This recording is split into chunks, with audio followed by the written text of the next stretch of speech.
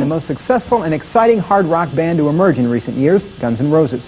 And his musical talent is undeniable. But by shooting from the hip with lyrics that decry, quote, immigrants, niggers, and faggots in the GNR Lies track 1 in a Million, Axl got himself in hot water and got his band dumped from an AIDS benefit concert earlier this year. For whatever reason, this week Axl decided to confront the tough questions about those lyrics, as well as talk about the future of his mega band and other more personal matters when he sat down with MTV for a lengthy, in-depth chat. There's a lot of different meanings to that word, but a lot of people just take the time to assume that when a white person uses the word nigger, it's meant that the whole black race and you're derogatory and you're a racist. I don't think people took the time to listen to the third verse and figure that one out, because it says radicals and racists don't point your finger at me, you know, which is exactly what happened. We had the Ku Klux Klan saying we're promoting shows and backing the Ku Klux Klan, and they immediately got a letter from my lawyer. You know, that is not true. While attempting to put the controversy behind him may have been the first order of business, now Axl is facing another challenge, coming up with a new album that's a worthy follow-up to the multi-platinum Appetite for Destruction, without rehashing it. We found ourselves trying to, write the next Jungle, write the next Paradise City, and we didn't want to, but it was happening. The lyrics were coming out with lines about our other songs. That took a few months to get past that, to where put those to rest. It's like, I hope this album's more successful, because I just want to bury Appetite. It's like, I like the album, but I'm sick of it. I don't want to live my life through that one album. I have to bury it.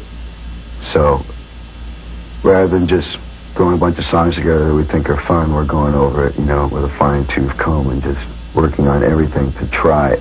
That's the goal, bury Appetite. Recording the LP may not be so easy, since at the moment the members of Guns N' Roses are spread out all over the country.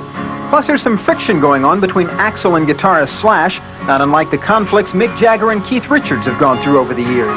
We have to work on pulling things together, because we definitely have our own lives and individual personalities and dreams and goals. And so then what you try to do is to try to find a way to make all those things fit together.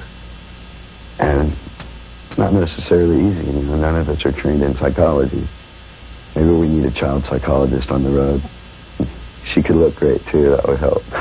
Ever since he was a young kid, run-ins with the law have been a way of life for Axl, and that hasn't changed just because he's now a platinum-selling rock star.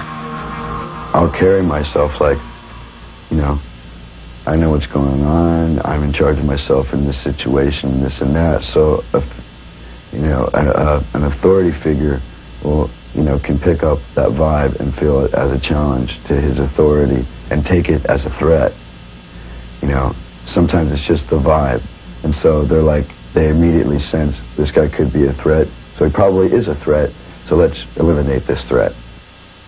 In Chicago, I was held down by 8 police, and I'm laying on this, like a brick floor, realizing this guy can take my head and just bash, and there was nothing I could do if he were to do that, I don't like being vulnerable.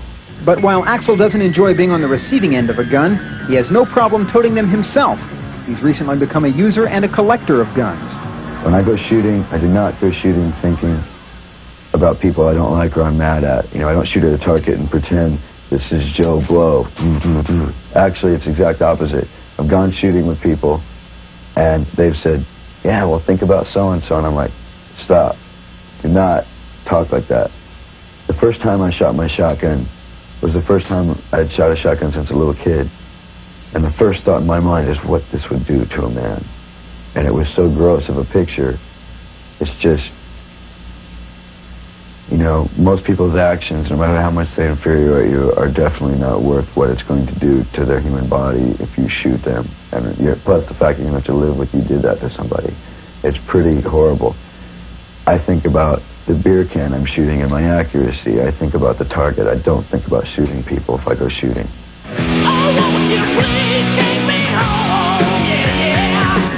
Like, I have faith in this band happening and what we could do with it. When people go, you're surprised that you did it, do you ever think it could happen? People in my hometown, I'm like, well, I was working on it since about 8th grade with a conscious effort, It's like I had all the right clothes in 8th grade, It's like D stacks. Everybody borrowed my shoes and the bell bottoms and the wide shirts and huge collars and everything. And I remember one girl went off at me one day going, "You look like you're a rock star." And I was like, "Thank you very much." I was very happy about that.